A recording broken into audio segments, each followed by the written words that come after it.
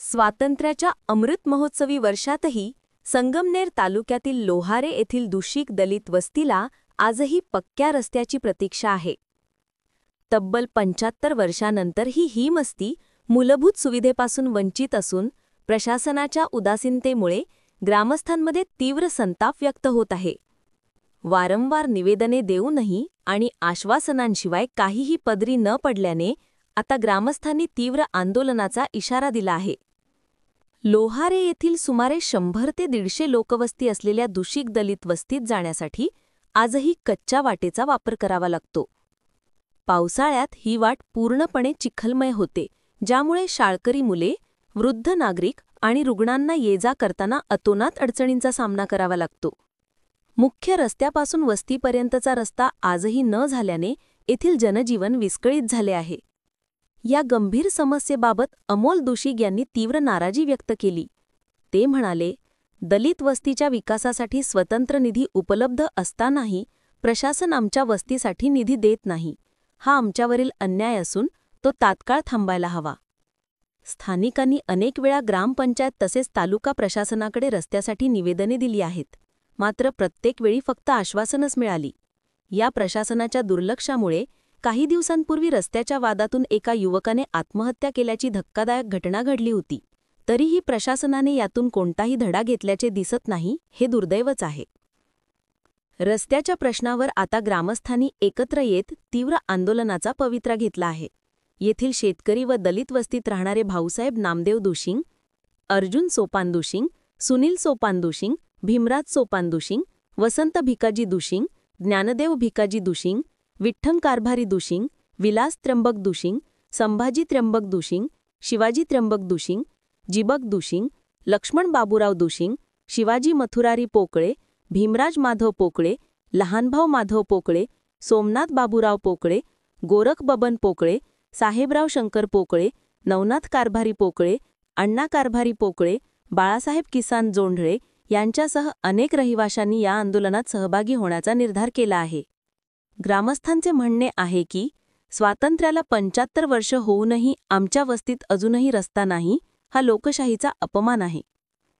प्रशासनाने यावर तातडीने लक्ष घालून लोहारे येथील दूषिक दलित वस्तीचा रस्त्याचा प्रश्न मार्गी लावावा, अशी मागणी जोर धरू लागली।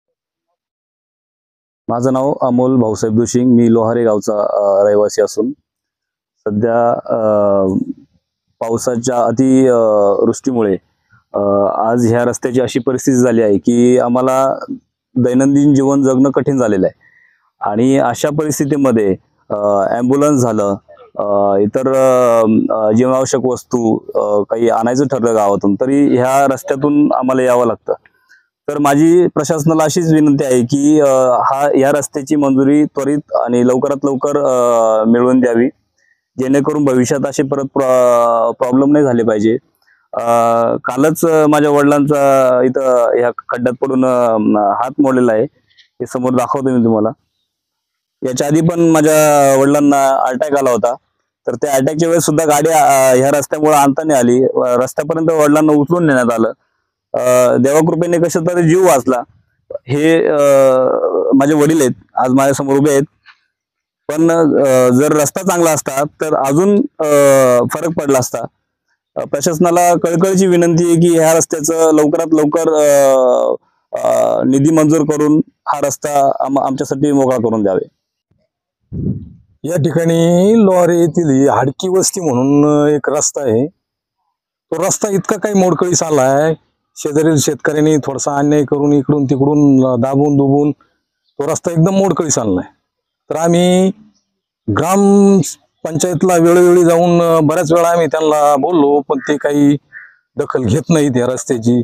आज या रस्त्याची दुरावस्था अशी आहे की इथं जवळपास 100-200 लोकांची लोकवस्ती, यांना जर गावातून समजा जीवनावश्यक वस्तू आणायची असेल तर चपला डोक्यावर बांधून पॅन्ट गुडघ्याच्या वरती करून चिखला पाण्यातून कस तरी जावं लागत, ते बी दिवस असतानाच आणायचं। रात्र पडल्याच्या नंतर कुठलाही माणूस गावाकडे इकडे तिकडे फिरता कामा नये, किंवा त्या सणासुदीच्या दिवसामध्ये पाहुणं रावळं येणं हे तर बंदच झालं। जवळपास शेतीमध्ये आता जेमतेम या पावसामुळे काही माल गेलाच आमचा, जो काही थोडाफार आहे तर तो आम्हाला त्या चिखलातून बाहेर घेता तिथंच मोड येऊन चढून गेलाय. हो, शक्य नाही ना चिखलातून आम्हाला तो माल आणणं.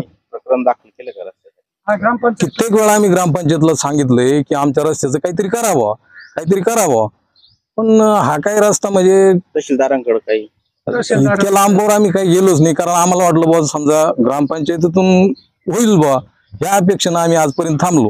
तर हाच पानकळा आहे असं काही नाही, दर पानकळ्यामध्ये आम्हाला या रस्त्याची म्हणजे त्रासच आहे. तरी औंधा जास्त अतिवृष्टीमुळं हा जास्तीत जास्त त्रास झालेला आहे. आणि हा त्रास असा आहे की समजा एखादा जर आजारी पडला तर तो माणूस आम्ही दवाखान्यापर्यंत न्यायचा कसा. आत्ताच एक 20 दिवसापूर्वी प्रकरण झालं रस्त्याच्या संदर्भातच झालं. असा काही पुन्हा एखादा गैरप्रकार घडायला नको, कारण इथले संपूर्ण लोक असे त्रसलेले रस्त्यासाठी. हो.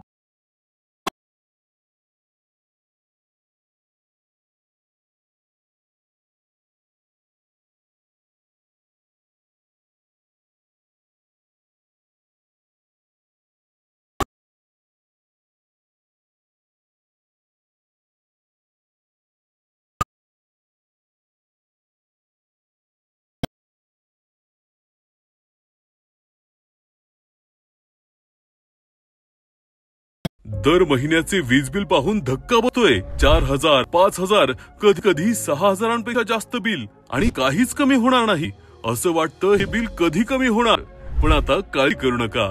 हजारो लोक आपले वीज बिल 80% कमी करतायत सोलारमुळे. नमस्कार, मी प्रवीण.